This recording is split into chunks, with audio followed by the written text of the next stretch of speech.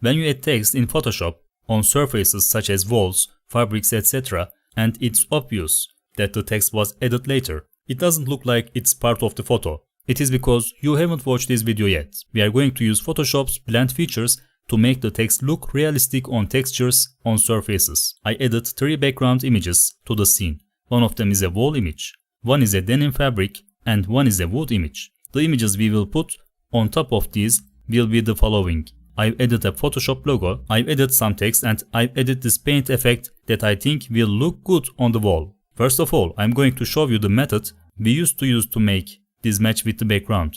Then I'm going to show you the method itself, which is the subject of this video. And then we are going to apply this method we have learned on these layers and try to match them with the background images. Some of us lower the opacity value of the layers in the scene to make them compatible with the background.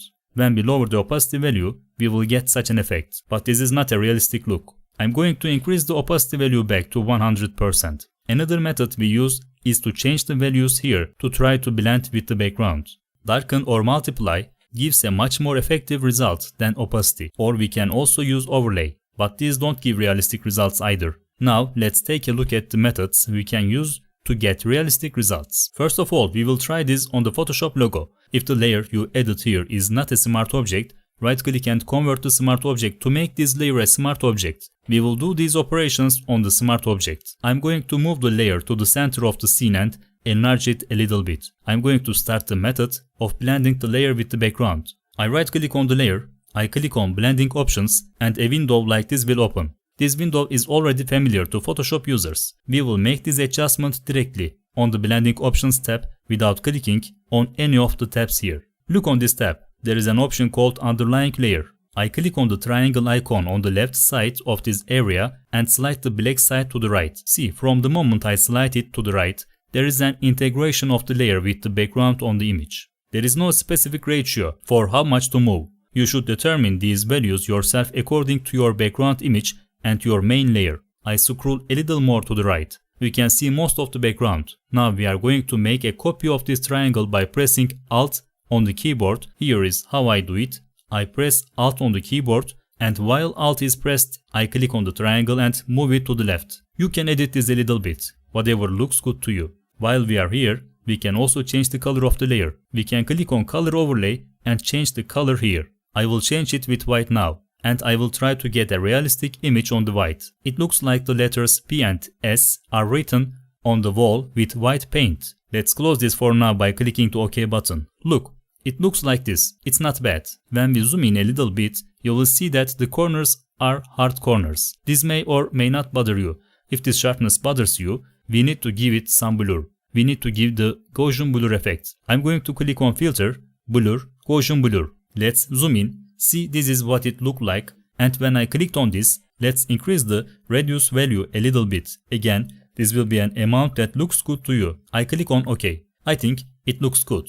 Compared to what I first showed you, the opacity and the blend options next to it, this method looks much more realistic. Now let's apply this effect to the other layers. Let's see what the result be. We don't need to redo this one by one. I right click on the layer, choose copy layer style, and on the layer where I want to see this effect, which is my Photoshop text, I right click on it and choose paste layer style. When I choose that, the effect will come here. I'm going to remove the Photoshop logo and I'm going to enlarge this a little bit. And I want to take a closer look. Look, as you can see, the combination with the cracks looks much more realistic. We can see this especially in the letters S and the letter T. I think this method is a good method. But if we think in terms of this brick, we may need to remove the bottom of the words a little bit. Because after the brick, these parts will not be visible. They will be less visible. With the mask process, I'm not going to go into the details of that now. I'm just showing you this method, and you can make it look more realistic with a little painting. Of course, it's up to you to improve simple techniques like this. This is a simple example. I'm going to undo this edit I made by removing the mask. Now let's talk about making bright strokes look like one with the background. I'm centering this again and I want to edit it myself, not by copy and paste. I right click, blending options. Again, in this step, I'm not going to make my shift on the underlying layer, and I press Alt on the keyboard and I move the triangle on the left to the left. This is how we get the result. We can change the paint color. Let's say I don't want it to be so colorful. I paint it white with color overlay, and now it looks like a bucket of paint has been thrown. And after changing the color, it is possible to make these edits again in a way that's pleasing to the eye. We can get good results with the methods I just showed you. Now let's continue with other images. For example, let's continue with the wood here. Look, the quality of the editing we just did shows itself here as well. Since these effects already have been done on the layer, it will look beautiful on the background. Let's look at other layers. Photoshop is already a plain text. Let's skip that and we can see the effect of the Photoshop logo in this way, and let's see how this effect looks on jeans. I didn't do anything extra. I just made the jeans layer visible, and this effect that we gave on the Photoshop logo works successfully on the denim fabric. Let's look at the other layers. Let's look at the Photoshop text for example. The Photoshop lettering also looks much better here. It looks much more effective than it does on this wood.